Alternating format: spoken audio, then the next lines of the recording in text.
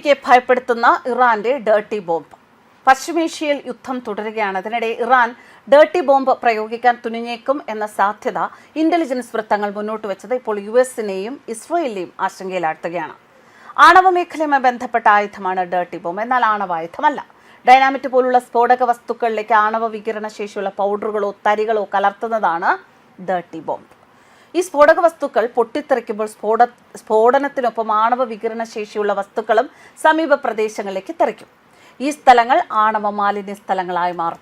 ഒരു ആണവ ബോംബ് ഹിരോഷിമയിലും നാഗസാക്കിയിലും വീണതുപോലെയുള്ള പ്രദേശങ്ങൾ കുറഞ്ഞ സമയത്തിൽ അതീവ വിനാശകരമായ സ്ഫോടനവും വികിരണങ്ങളും ഉണ്ടാക്കുന്നു. എന്നാൽ ഡേർട്ടി ബോംബിൽ ഇത്തരം സ്ഫോടനമില്ല.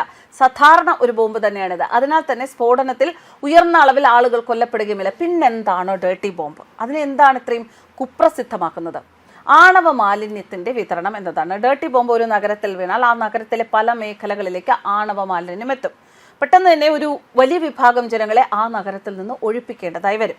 ഇതെന്ത് ചെയ്യും? ആക്രമിക്കപ്പെടുന്ന രാജ്യത്തെ സമ്മർദ്ദത്തിലാക്കും. സ്വാഭാവികമായി ഡേർട്ടി ബോംബ് വികസിപ്പിക്കപ്പെട്ടിട്ടുണ്ടെങ്കിലും ഇതുവരെ ഉപയോഗിക്കപ്പെട്ടിട്ടില്ല.